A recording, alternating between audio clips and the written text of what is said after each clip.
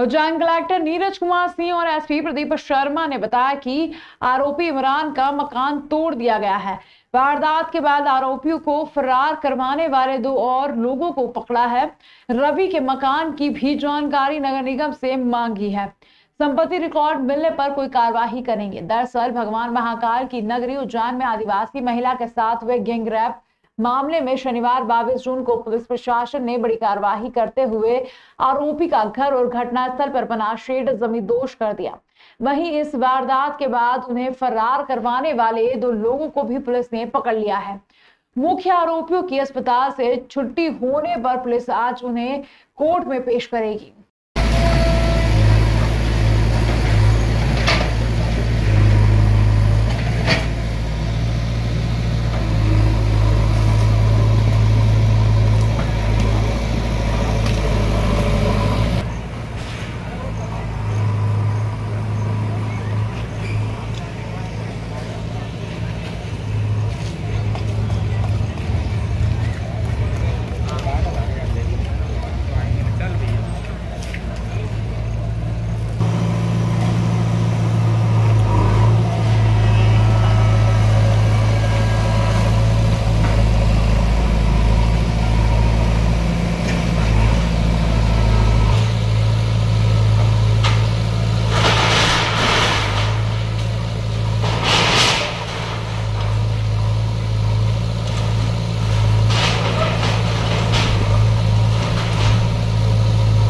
तीन 376 का मामला सामने आया था, जिसमें कि गिरफ्तारी आरोपियों की त्वरित गति से कर ली गई थी और उनका अवैध निर्माण पाए जाने पर माननीय मुख्यमंत्री जी के मंशानुरूप वहां पर अवैध निर्माण हटाने की भी कार्रवाई की गई है। 2 दिन पूर्व हमारे आदिवासी अंचल डिंडोरी की एक बहन है जिनके साथ यहाँ पर कुछ आरोपियों के द्वारा दुष्कर्म किया गया था। उसमें 2 जो मुख्य आरोपी जिनके द्वारा घटना कारित की गई थी, तत्काल संज्ञान लेते हुए दोनों को गिरफ्तार किया गया था। इसमें 2 लोग जिन्होंने उनकी भागने में मदद करी थी, ऐसे 2 संरक्षण देने वालों को भी हम लोगों ने इस बार गिरफ्तार किया है। 2 लोग जो मुख्य आरोपी थे उनको भागते वक्त जंगल में चोट भी लगी है, अभी उनका अस्पताल में इलाज है।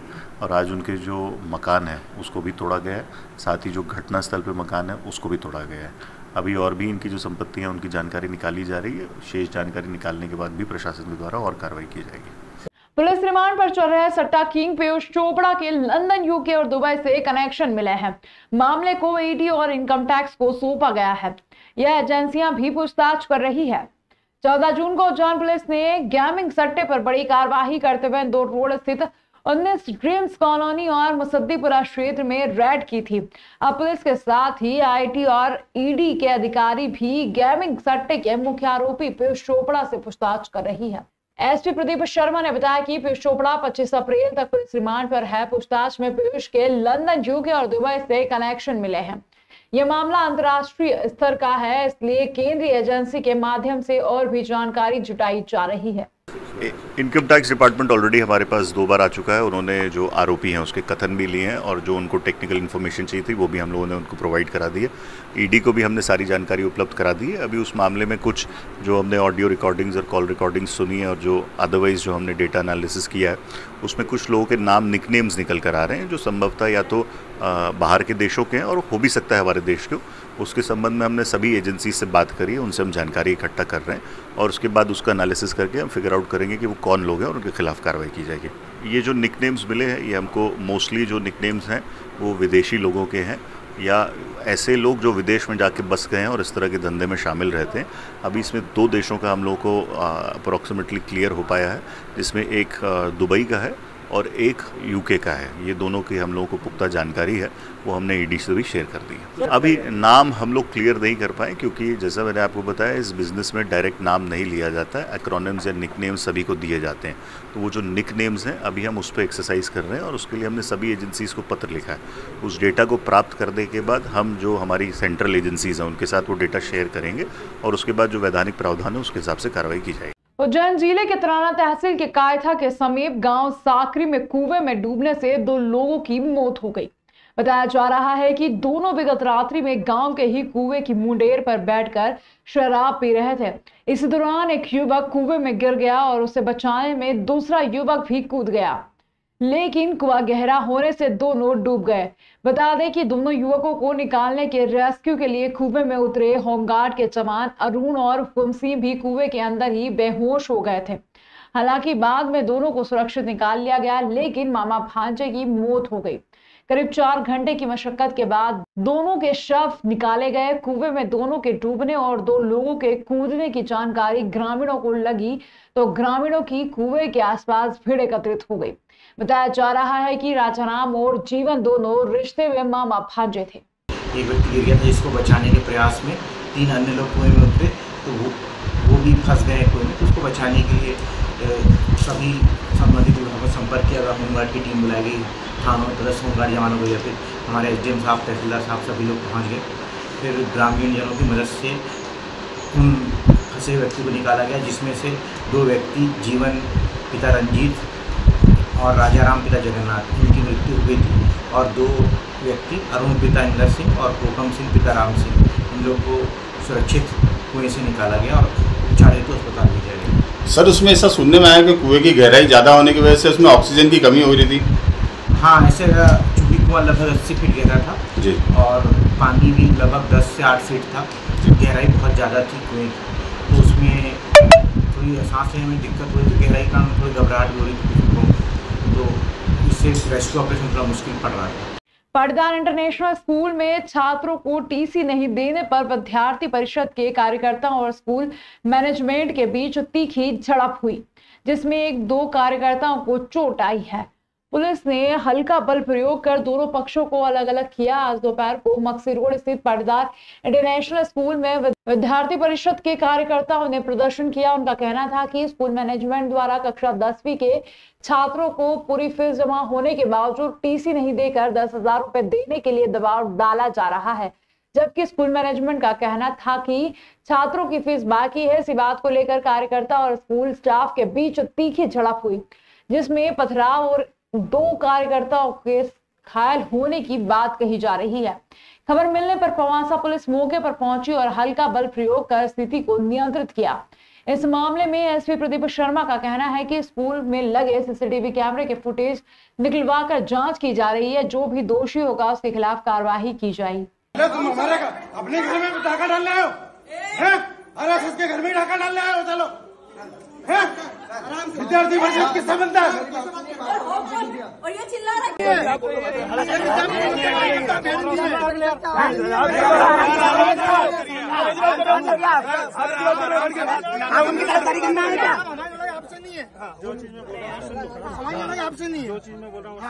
आज हम सुबह पाटीदार इंटरनेशनल स्कूल है, वहाँ पर छात्रों की समस्या के लेकर गए थे।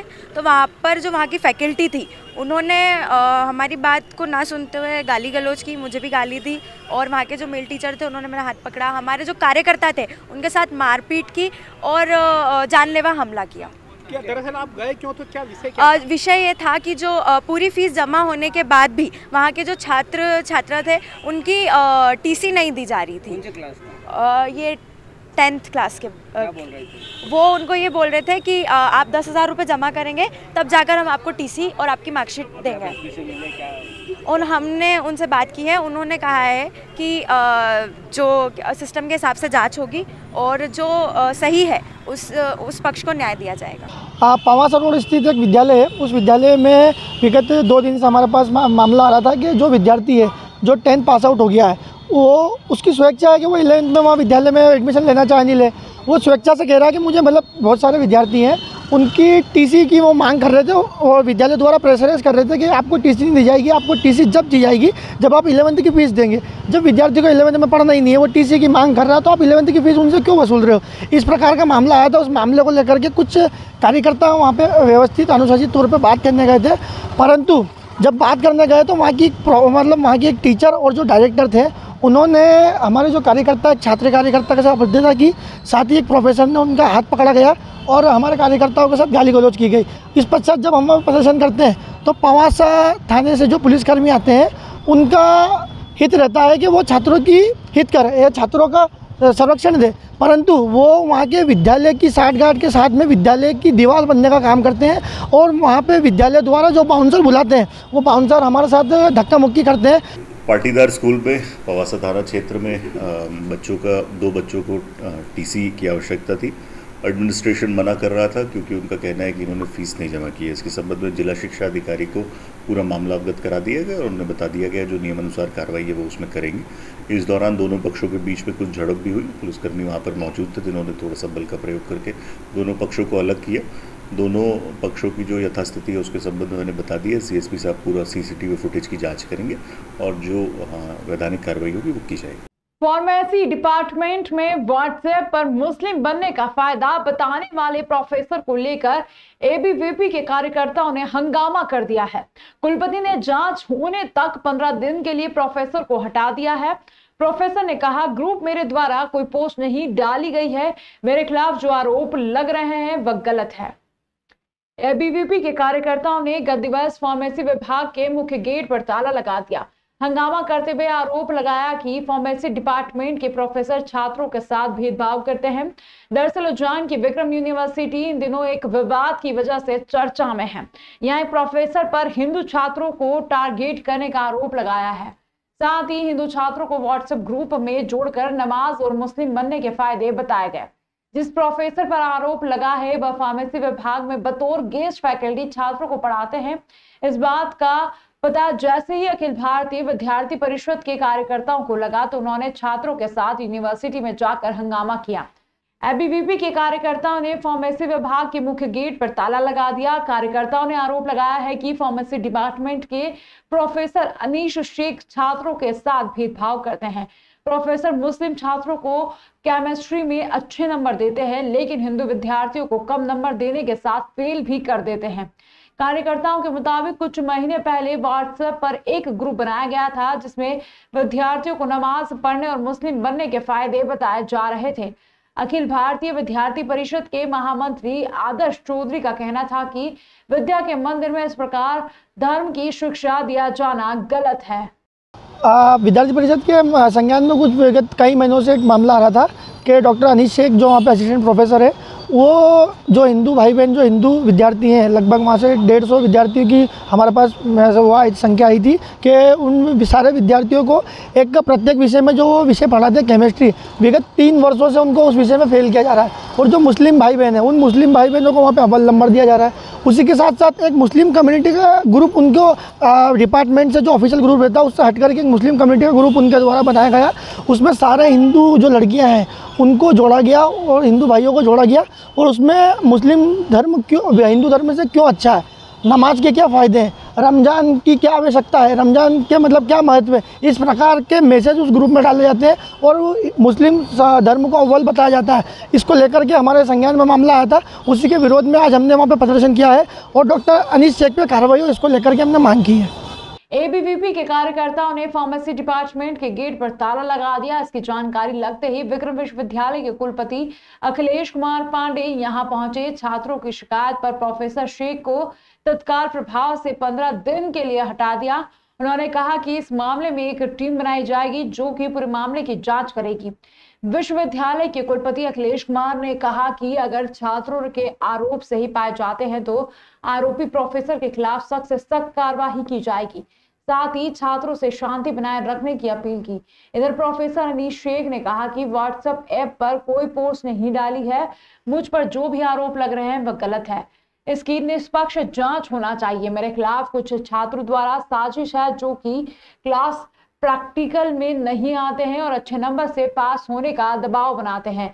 कई समय से मुझ पर दबाव बना रहे थे। देखिए, मेरे भी संज्ञान में मीडिया से मामला आया है तो ये जो आरोप है पूरे तरीके से निराधार है। और कुछ छात्र ऐसे जो कि क्लास में नहीं आना, कक्षा में नहीं आना, प्रैक्टिकल्स नहीं करना, फाइल नहीं लिखते हैं, जमा नहीं करते हैं, तो और उसके बाद अच्छे नंबरों से पास करने के लिए प्रेशर बनाते हैं। तो ऐसे कई दबाव काफ़ी समय से आ रहे थे और वो उनके इस मांग को पूरा नहीं करने की वजह से उनके द्वारा इस षड्यंत्र को रचा गया। और निशिका शर्मा मैडम तो मेरे अलावा 2 शिक्षक केमिस्ट्री के भी हैं। केमिस्ट्री के 4-5 विषय होते हैं। मेरे पास जो विषय है उसमें कोई छात्र फेल नहीं है, और अल्पसंख्यक छात्र तो विशेष रूप से 2-4 ही होते हैं। एक क्लास में अगर 66 बच्चे हैं तो मुश्किल से 2 या 4-5 अल्पसंख्यक बच्चे रहेंगे। व्हाट्सएप ग्रुप मुझसे कोई संबंधित नहीं है। छात्र चूँकि कई तरह के ग्रुप बनाते हैं और उसमें कई लोगों को ऐड करते रहते हैं, तो छात्रों ने कोई ग्रुप बनाया, उसमें क्या लिखा उसमें मुझे जानकारी नहीं है। मुझसे मेरे द्वारा ना तो उन ग्रुप में कोई पोस्ट डाली गई, ना ही मेरे द्वारा उन चीज़ों उसमें कोई कमेंट किया। ये जो स्क्रीनशॉट है ये कुछ छात्रों के आपसी वार्तालाप थे, क्योंकि ये भी पिछले 1-1.5 साल पहले के वार्तालाप थे, जिसमें किसी एक नॉन टीचिंग स्टाफ ने रमज़ान मुबारक का मैसेज डाला था, तो जिसको लेके छात्रों का आपसी वक्तव्य हुआ था, आपसी बहस हुई थी। उस ग्रुप में हमारे विभाग अध्यक्ष महोदय भी एडमिन हैं मेरे साथ में, उनके आदेश पे ही ये ग्रुप बनाया गया था, और विभाग अध्यक्ष की उसमें मौजूद है, उनके द्वारा ऐसा लिखा गया था कि स्टॉप कन्वर्सेशन, और उस समय वो मुद्दा जो है ख़त्म हो गया था, वो कोई गंभीर मुद्दा नहीं। फार्मेसी विभाग में एक अतिथि विद्वान हैं, उनके खिलाफ ABPB ने प्रदर्शन किया है। उन्होंने 2 आरोप मेन लगाए हैं। एक आरोप है कि उन्होंने एक व्हाट्सएप ग्रुप बनाया जिसमें कुछ नमाज वगैरह से पढ़ने के कुछ कोटेशन वगैरह डाला है, और दूसरा उसमें कुछ जो है लड़कियों को उसका नंबर वहाँ उसमें उनको ऐड कर दिया है, जिससे उनका शिकायत है कि वो लोग कुछ लोग बातचीत करने की कोशिश करते हैं। तो एक ये है, और दूसरी है कि एक वर्ग विशेष को वो जो शिक्षक है वो नंबर कम देता है परीक्षा में, कुछ उसके साथ भेदभाव करता है। ये दोनों ही आरोप लगाए हैं। अभी उनकी लिखित शिकायत अभी तक हमारे पास नहीं आई है, अभी बुलाई गई है। उनको डायरेक्टर साहब को मैं बुला रहा हूँ। डायरेक्टर साहब को बोल दिया था कि उनसे लिखित शिकायत ले करके फिर इसके आगे की कार्रवाई करें। तो अभी शिकायत आ जाए तो अभी मैं बैठा हुआ हूँ, उसके बाद हम लोग उस पर कमेटी बनाएंगे, और कमेटी बना करके इन सारी जो शिकायतें हैं उनके तथ्यों को ध्यान में रखते हुए उस पर एक्शन लेंगे। भगवान जगन्नाथ की यात्रा आगामी 7 जुलाई को धूमधाम से निकाली जाएगी, लेकिन इसके पहले इस्कॉन मंदिर पर आज ज्येष्ठ शुक्ल पक्ष की पूर्णिमा को भगवान के स्नान का महोत्सव किया गया। यहाँ भक्तों ने भगवान को अपने हाथों से स्नान कराया, जिसके बाद भगवान जगन्नाथ, बलदेव और सुभद्रा महारानी बीमार हो गई। अब उनका 14 दिन तक उनका उपचार चलेगा। इसके बाद वह 15वें दिन भक्तों को दर्शन देंगे और रथ यात्रा के रूप में शहर में निकलेंगे। बता दें कि इस्कॉन मंदिर में ज्येष्ठ शुक्ल पक्ष पूर्णिमा को स्नान यात्रा के रूप में जाना जाता है। जगन्नाथ रथ यात्रा से पूर्ण होने वाले इस अनुष्ठान को अत्यंत महत्वपूर्ण माना जाता है। आज भी इस्कॉन मंदिर में स्नान यात्रा महोत्सव भव्य रूप से मनाया गया। इस्कॉन मंदिर के PRO पंडित राघव दास ने बताया कि आज 22 जून को इस अनुष्ठान की शुरुआत सुबह 4:30 बजे से हुई, जो दोपहर 1 बजे विशेष गजवेश दर्शन और दोपहर 2 बजे प्रसादी का आयोजन हुआ। अनुष्ठान के दौरान भगवान जगन्नाथ, देवी सुभद्रा और भगवान बलभद्र की पूरी भक्ति और समर्पण के साथ पूजा की जाती है। यह समारोह पूरी भव्यता के साथ पारंपरिक तरीके से मनाया जाता है और यह इस्कॉन मंदिर के सबसे प्रत्याशित अनुष्ठानों में से एक है, जिसमें बड़ी संख्या में श्रद्धालु यहां आते हैं और इस अनोखे आयोजन के साक्षी बनते हैं। स्थान यात्रा महोत्सव के दौरान भगवान जगन्नाथ अपने भाई बलभद्र और बहन सुभद्रा के साथ सहस्त्रधारा स्नान किया। मान्यता है कि पूर्णिमा स्नान में ज्यादा नहाने के कारण भगवान बीमार हो जाते हैं, इसलिए उनका उपचार किया जाता है। इस दौरान उन्हें कोई औषधियां दी जाती है। इसके बाद पूरे 14 दिन तक भगवान के दर्शन नहीं किए जा सकेंगे। इस दौरान जगन्नाथ मंदिर के कपाट भी बंद रहेंगे। 15वें दिन मंदिर के कपाट खोले जाएंगे और फिर जगन्नाथ रथ यात्रा का प्रारंभ होगा। भगवान जगन्नाथ, देवी सुभद्रा और भगवान बलभद्र की मूर्तियों को फिर से हाथी वेश यानी भगवान गणेश के रूप में तैयार किया जाता है। प्राकट्य मूर्ति के रूप में, विग्रह के रूप में हुआ और जब उनकी स्थापना की गई तो बहुत ही स्नान कराया गया और उसके बाद भगवान बीमार हो जाते हैं और फिर जो है निकलते हैं रथ यात्रा के लिए, दर्शन के लिए। तो वह आज ही का दिन था जब उनको अच्छे से स्नान कराया गया था और इसी परंपरा का निर्वहन आज भी किया जा रहा है। सौभाग्य यह है कि इंद्रद्युम्न महाराज ने, जो कि उज्जैन के राजा थे, उन्होंने ये मूर्ति की पधरावना की थी। आज सुबह से भगवान का पांडु विजय के साथ में बाहर स्नान वेदी पर लाया गया है उनका स्नान हो रहा है। स्नान के पश्चात पुनः अपने घर में जाएंगे गर्भगृह में और गजवेश के रूप में दर्शन देंगे और तत्पश्चात 15 दिन के लिए वह अस्वस्थ हो जाएंगे। महापौर ने बिल्केश्वर महादेव मंदिर पहुंचकर पूजन और अभिषेक कर अच्छी बारिश की कामना की। देश और शहर में अच्छी बारिश के लिए आज महापौर मुकेश सेठवाल ने बिल्केश्वर मंदिर में पूजा अर्चना और अभिषेक किया। बता दें कि हर साल वर्षा काल शुरू होने से पहले महापौर पार्षदों द्वारा गंभीर डैम के समीप स्थित बिल्केश्वर महादेव मंदिर में पूजन किया जाता है। इसी परंपरा के चलते आज महापौर मुकेश सेठवाल बिल्केश्वर मंदिर पहुंचे और भगवान का पूजन अर्चन कर अभिषेक किया और देश और शहर में अच्छी बारिश की कामना भगवान से की। इस दौरान जल कार्य समिति प्रभारी प्रकाश शर्मा और कार्यपालन यंत्री एनके भास्कर मौजूद थे। महापौर मुकेश सेठवाल ने बताया कि गंभीर डैम पूरी क्षमता से भर जाने के पश्चात एक बार फिर बिल्केश्वर महादेव का पूजन किया जाएगा।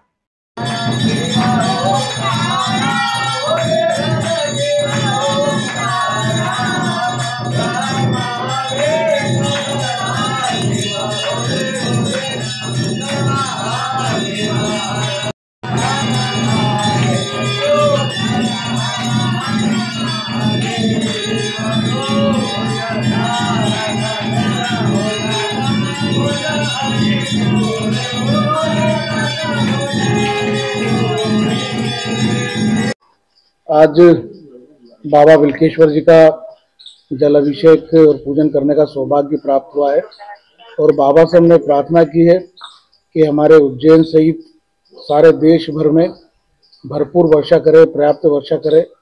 और एक हमारी परंपरा रही है कि जब बाबा बिल्केश्वर महादेव की कृपा से ये हमारा पूरा गंभीर डैम जब लबालब हो जाएगा तो हम सारे जनप्रतिनिधि और हमारे सारे पार्षद साथी और सभी लोगों के साथ आकर के यहाँ पर बाबा का पुनः पूजन अभिषेक हम करते हैं।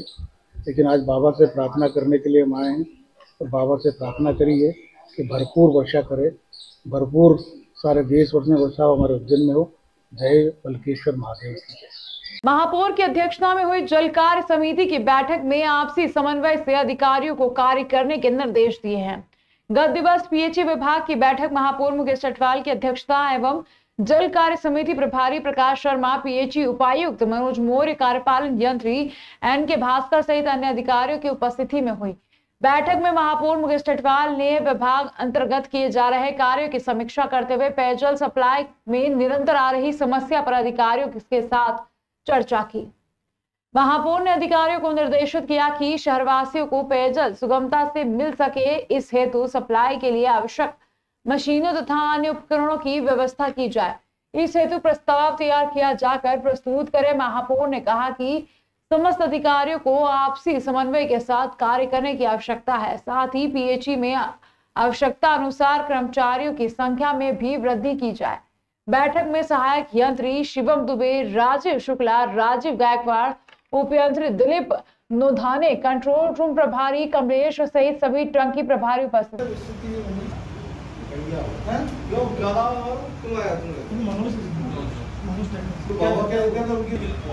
बात बनी हुई है कि अपन जो जानबूझ करके सब चोर हैं, सीधी बात क्या बोलते हैं ये चोर है कि ये खाली ब्लैकमेलिंग का काम कर रहा है कि पेमेंट नहीं करोगे तो पानी बंद।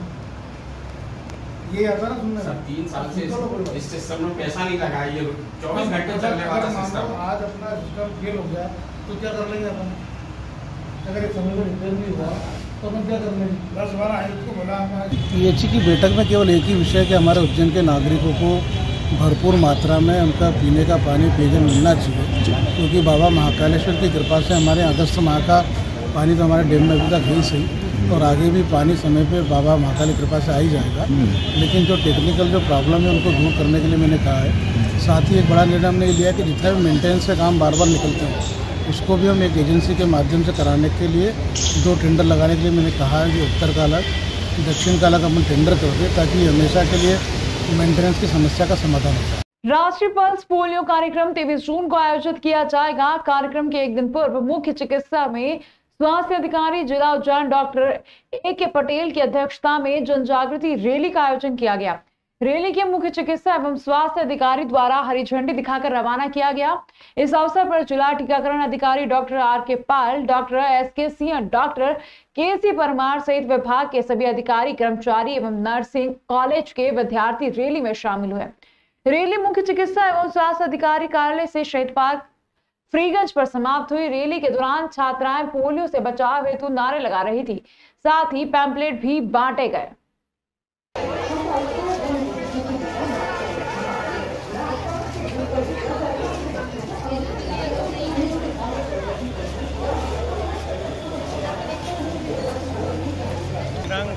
रविवार के दिन पल्स पोलियो अभियान चालू किया जा रहा है, जिसमें 5 वर्ष तक समस्त बच्चों को पोलियो की दवा पिलाई जाएगी। उसके लिए हमने पूरे उज्जैन जिले में 2500 के आसपास बूथ बनाया है, जहाँ पे 5000 से अधिक कर्मचारी लोग पोलियो की दवा बच्चों को पिलाएंगे।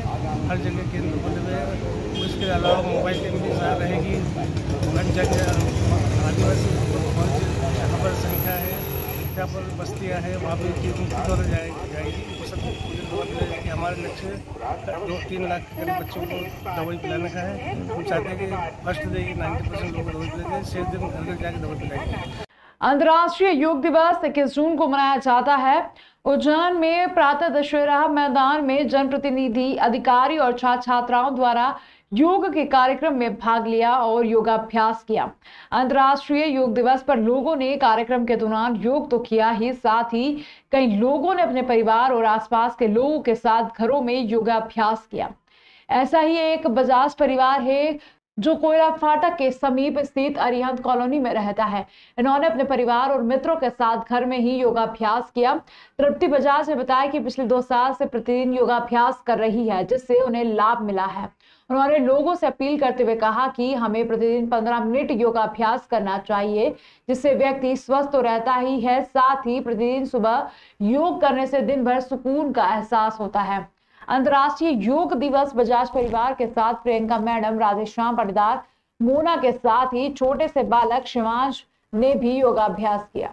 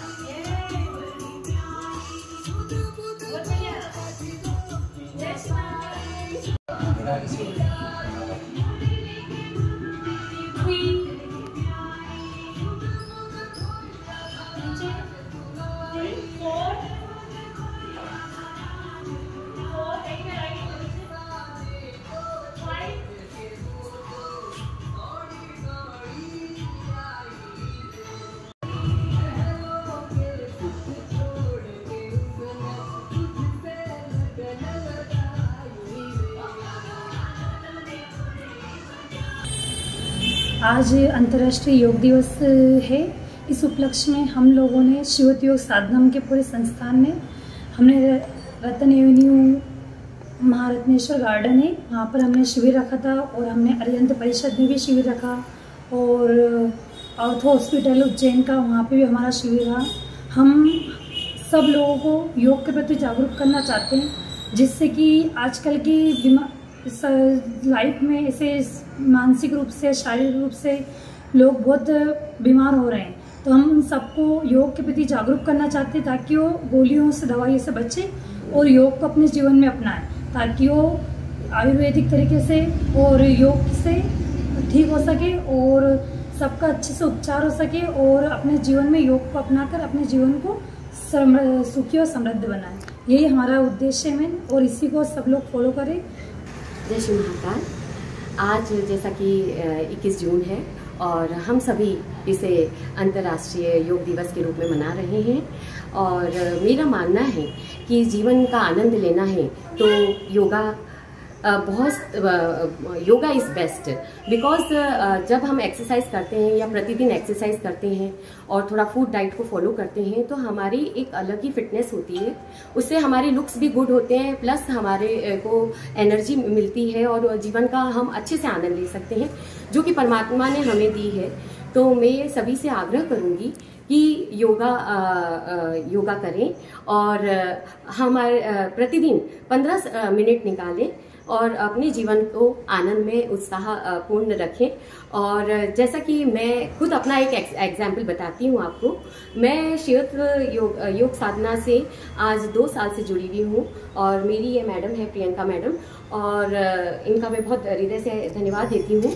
और इससे मुझे एक तो एज के अकॉर्डिंग पीरियड्स प्रॉब्लम होता है लेडीज़ों को, तो वो भी मेरा सामान्य है, प्लस जो एज मोटापा बढ़ता जाता है समय अनुसार, तो उससे भी हमें बैलेंस रखने में सहायता मिलती है।